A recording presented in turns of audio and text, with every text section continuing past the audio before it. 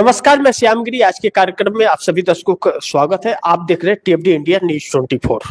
टीएफडी India news 24 में आप सभी दर्शकों का स्वागत है। मोदी संकट में पड़ गए, नीतीश नायडू बड़ा फैसला लेंगे, ट्रेलर राहुल गांधी ने दिखा दिया है। अब इन बातों को बल मिलना शुरू हो गया है, क्योंकि परिस्थितियां दिन पर दिन बदल रही हैं। हर एक पल परिस्थितियां बदल रही हैं। पार्लियामेंट के अंदर भी, चाहे लोकसभा हो चाहे राज्यसभा हो, भारतीय जनता पार्टी अलग थलग नजर आ रही है। उसके सहयोगी, उसके दल साथ नजर नहीं आ रहे। देखिए, पार्लियामेंट के अंदर भी जो विपक्ष हमलावर है, लेकिन सहयोगी दल बचाव में नहीं है। यानी कि सहयोगी दल दूरी बना लिए हैं भारतीय जनता पार्टी से, ऐसा प्रतीक हो रहा है। पार्लियामेंट में कोई भी बचाव में, भारतीय जनता पार्टी के बचाव में नहीं आ रहा। अमित शाह को लेकर के इस तरह की बातें कही जा रही है। कोई सहयोगी दल जो गठबंधन के हैं, एनडीए के, वह कोई भी भाजपा के बचाव में नहीं आ रही। यह चीज तब से शुरू हुई है जब चंद्रबाबू नायडू के मंत्री राम मोहन नायडू के बचाव में भाजपा नहीं आई है, तो अब भाजपा के बचाव में उसके सहयोगी दल नहीं जा रहे। यानी कि अलग थलग वाली परिस्थिति है। मोदी संकट में पड़ गए। कल बैठक हुई थी जो प्रधानमंत्री के आवास पर, उसका कोई रिजल्ट निकलता हुआ नजर नहीं आ रहा है। यह नहीं समझ आ रहा है किसी को, जो गए थे नेता, जो एनडीए गठबंधन के सांसद नेता उनके घर गए, तो उन्हें नहीं समझ आ रहा कि आखिर बुलाया किस लिए गया था, किस बात का बोझ दिया गया था, या कुछ नहीं। मतलब एक अंदर हलचल सी मची हुई है सत्ता गंवाने की, और अब लड़ाई इसी का। और वह चेहरे पर भारतीय जनता पार्टी के नेताओं, एनडीए की बात मत कीजिए, भाजपा के और कुछ एनडीए के छोटे छोटे घटक दल है, जिनके चेहरे पे दिख रही है कि सत्ता अगर गई तो हमें पूछने वाला कोई नहीं रहेगा और फिर बुरे दिन शुरू हो सकते।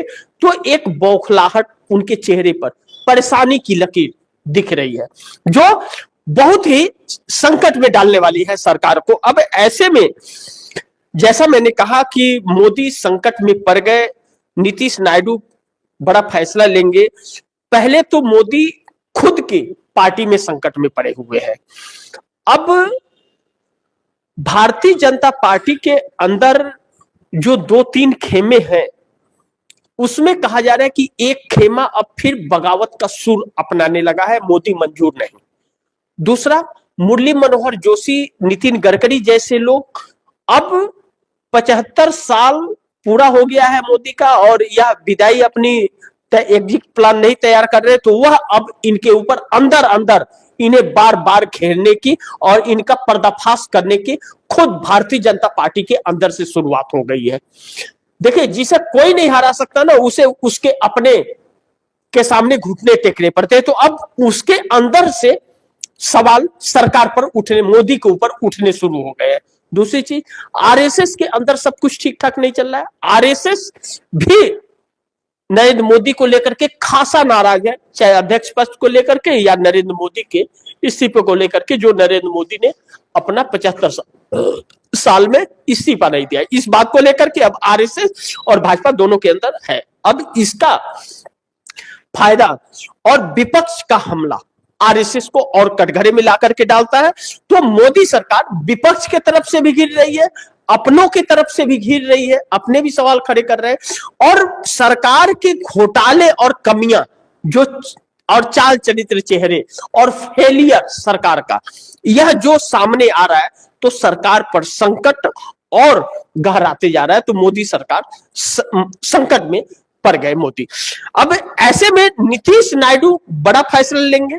कहा जा रहा है, जब नीतीश कुमार और चंद्रबाबू नायडू का जो रुख है इस वक्त, वह नरेंद्र मोदी के पक्ष में नहीं है।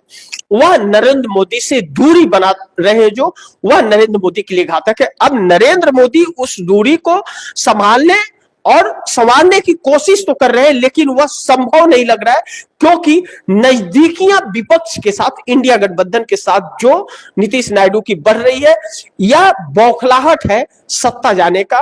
और इसको लेकर के भी कल की बैठक बड़ी महत्वपूर्ण थी।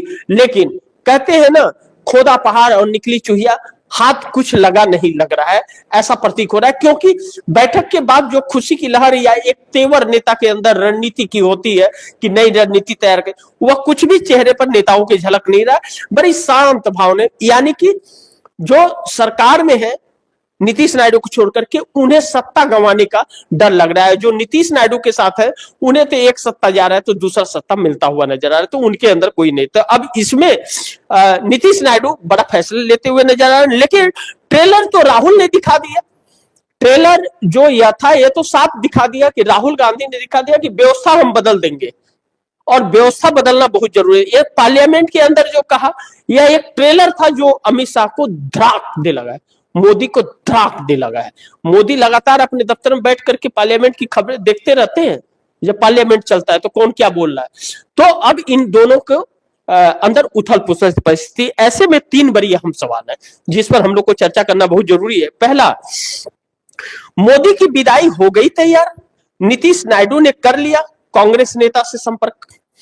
और नंबर दो, राहुल गांधी पहले ही पोल खोल देते हैं, मोदी साहब बौखला जाते हैं। और नंबर तीन, मोदी के घर बैठक, एनडीए की कुछ भी रिजल्ट नहीं निकला। अब इन तीन सवालों में जो पहला है कि मोदी की विदाई हो गई तैयार, नीतीश नायडू ने कर लिया कांग्रेस नेता से संपर्क। अब जैसा मैंने सुबह के कार्यक्रम भी आप दर्शकों को बताया था कि नीतीश की भी बात चल रही है और नायडू की भी मुलाकात कांग्रेस नेता से हो रही है। अब कहा जा रहा है कि यह मुलाकात इसीलिए हो रही है कि नरेंद्र मोदी की विदाई अब बहुत जरूरी हो गई है, और इसका प्रयास नीतीश नायडू अब करने लगे। और दूसरी तरफ आरएसएस मोदी और शाह की विदाई तो चाहता है, विदाई चाहता है, लेकिन वो सत्ता भी अपने हाथ में चाहता है। दोनों चीज चाहता है कि इनकी विदाई भी हो जाए और सत्ता भी रहे, जिसको लेकर नितिन गडकरी का नाम कहीं न कहीं आगे आता हुआ नजर आ रहा है। मुरली मनोहर जोशी नरेंद्र मोदी की छुट्टी कराने के लिए बहुत सक्रिय है अंदर खाने, कहा जा रहा है। और आरएसएस के अंदर मोदी को लेकर के एक गुस्सा भरा हुआ है। इस बात का सबूत है कि जब आरएसएस के मोहन भागवत से पूछा गया अध्यक्ष को लेकर के, तो वह भड़क गए, कहे कि मेरे को क्या मालूम, वो भाजपा जाने, उसे अध्यक्ष चुनना है, वह चुनते ना चुने, बनाए ना बनाए, किसे बनाए, हमें क्या लेना देना।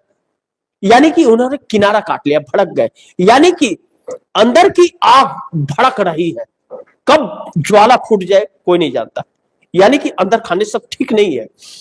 ऐसे में ठीक नहीं है तो मुख्य सहयोगी दल और भाजपा के अंदर से जब आग भड़केगी तो वह विदाई तो कंफर्म है, फिर इसका मतलब विदाई की तैयारी हो रही है। अब ऐसे में नीतीश नायडू का जो कांग्रेस से संपर्क में है और नजदीक जाते हुए नजर आ रहे हैं, चंद्रबाबू नायडू तो खुलेआम दिख रहे हैं, उसमें तो कोई शक ही नहीं। चंद्रबाबू नायडू खुलेआम हैदराबाद में जाकर के रेवंत रेड्डी से एकदम सभा में मिल रहे, बैठ रहे, हंस रहे, मजाक कर रहे और बातें कर रहे, सब कुछ कर रहे हैं खुलेआम, किसी का खौफ डर नहीं उनको।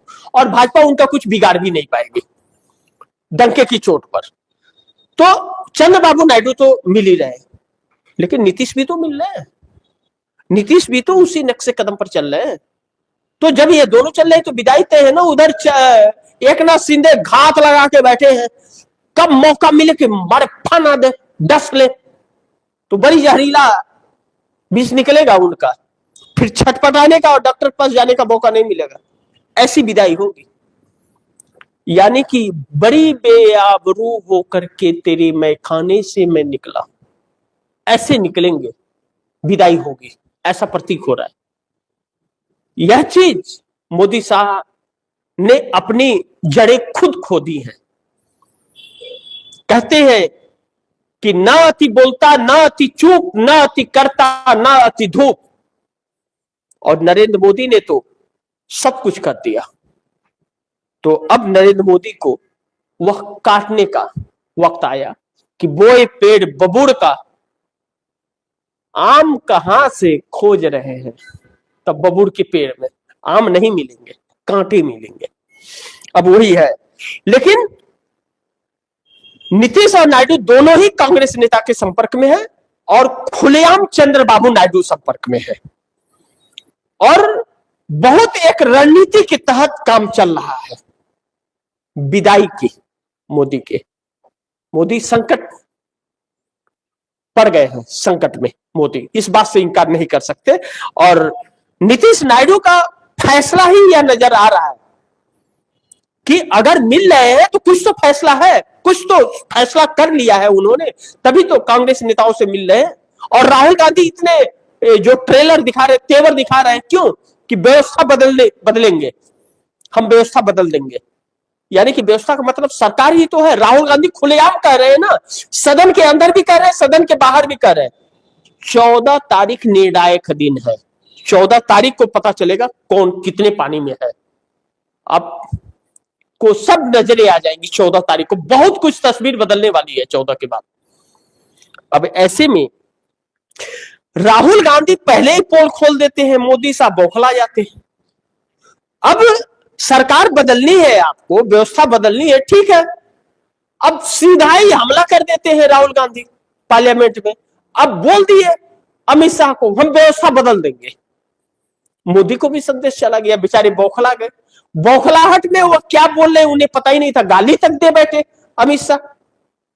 अब डिलीट तो हो गया पार्लियामेंट के रिकॉर्ड से, डिलीट तो कर दिया गया, लेकिन दुनिया तो देख ली ना, दुनिया ने देख लिया।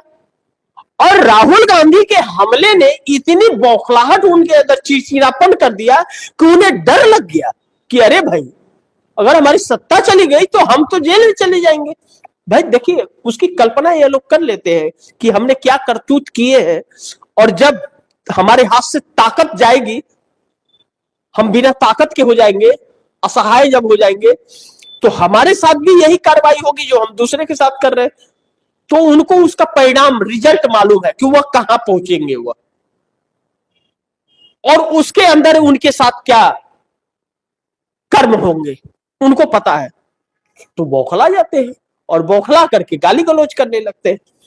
अब दूसरे छोटे मियां बड़े मियां तो डिनर देते हैं और डिनर पर बुलाते हैं, कोई फर्क नहीं पड़ता, कोई खुशी हो गम हो कुछ भी हो, बिना प्लान के प्लान बन जाते हैं। आ जाइए डिनर करिए, कौन सा अहमदाबाद से या घर से पैसे आए हुए, देश की जनता के खून पसीने के पैसे फूको, उड़ा दो डिनर पार्टी करके।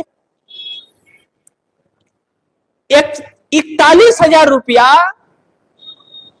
हवाई जहाज का टिकट लग गया केसी त्यागी की बेटी का, तो भूख हड़ताल पर बैठने की धमकी दे रहे थे, और लाखों लोगों के पैसे डूब गए और उड़ गए, तब केसी त्यागी भूख हड़ताल पर बैठने की बात नहीं कर रहे थे। एनडीए के नेता है ना। तो ये स्वार्थी लोग हैं, देश को लूट कर अपना स्वार्थ पूरा कर रहे हैं। तो ऐसे लोगों के हाथ में सत्ता है, इस बात से इनकार नहीं कर सकते। अब जब परिस्थितियां बेकाबू हो रही हैं, तो राहुल गांधी की बातों में दम है, उन्हें समर्थन मिलता हुआ नजर आ रहा है। इंडिया गठबंधन एक है, नीतीश नायडू का फैसला बदलता हुआ नजर आ रहा है। और जब अपने आप को मोदी संकट में पड़ गए हैं ऐसा महसूस हो रहा है, तो डिनर पार्टी बुला लेते हैं, और उस डिनर पार्टी में कुछ भी हाथ नहीं लगता है। खा पी करके मस्ती करके हो हाँ, अरे हम आपसे दूर थोड़ी जाएंगे कह के सब चल देते। लेकिन ऐसे से पूछ रहे हैं जो उनके बस में नहीं है। नीतीश कुमार को नरेंद्र मोदी बुलाए, नीतीश कुमार आने से ही इंकार कर दिए, और चंद्रबाबू नायडू रेवंत रेड्डी से मिल रहे हैं, मोदी से क्यों मिले? तो अब अलग थलग पड़ रहे हैं। ऐसे में राहुल गांधी जब भी हमला करते हैं तो इस सरकार की सारी पोल पट्टी खुल जाती है और सरकार बैकफुट पर आकर के खड़ी हो जा रही है। लेकिन नंबर 3 जो बड़ी महत्वपूर्ण है, मोदी के घर बैठक एनडीए की कुछ भी रिजल्ट नहीं निकला। क्यों? क्योंकि जो बैठक बुलाई गई थी वह सांसदों की बैठक थी, एनडीए गठबंधन के सांसदों की। लेकिन क्या भारतीय जनता पार्टी के वह जो 240 सांसद आए थे, वह 240 सांसद नरेंद्र मोदी के साथ हैं? क्या उन 240 सांसदों की रजामंदी नरेंद्र मोदी ने हासिल की? क्या उन 240 सांसदों ने नरेंद्र मोदी को संसदीय दल का नेता चुना है? बैठक ही नहीं हुई है, नेता ही नहीं चुना गया, तो फिर नरेंद्र मोदी की बात वह क्यों माने? भाजपा के संसदीय दल की बैठक तो नरेंद्र मोदी नहीं कर रहे हैं, और इस बात को लेकर के अंदर खाने जो गर्माहट है और तकरार जो है वह नरेंद्र मोदी को बेचैन कर रहा है कि सहयोगी तो सहयोगी अपने भी पराए। तो आपने अपने सहयोगियों को सहयोगी माना ही नहीं, आपने उन्हें लाचार माना, और लाचार मान करके आपने उसे ट्रीट किया अपनी ताकत से, ब्यूरोक्रेसी के ताकत से आपने उन्हें अपने साथ जोड़ के रखा। वह डर से आपके साथ थे, और जब उनका डर निकल रहा है तो वह आपसे दूर हो रहे, क्यों आपके साथ रहे फिर? और अपने भी इन्हें आंखें दिखा रहे हैं, और जब अपने आंखें दिखा रहे हैं तो कुर्सी हिल रही है, वो कुर्सी जाती हुई नजर आ रही है। तो ऐसे में सांसदों के जगह पर अगर नीतीश को बुला के बैठक करते, बुला करके चंद्रबाबू नायडू को बैठक किए होते तो बात बनती, लेकिन यह दोनों नहीं आ रहे, नीतीश नहीं आए, नायडू नहीं आए, सांसदों को बुला करके और उन्हें समझा बुझा करके अपने साथ रखने की कोशिश हुई, जबकि वह खुद अपने पार्टी अध्यक्ष के मोहताज है। तो इनकी बात क्यों सुने? जो पार्टी कहेगी वो सुनेंगे, इन्होंने जो कहा वह पार्टी तक पहुंचा देंगे, पार्टी का आदेश होगा तो इनकी बात मानेंगे।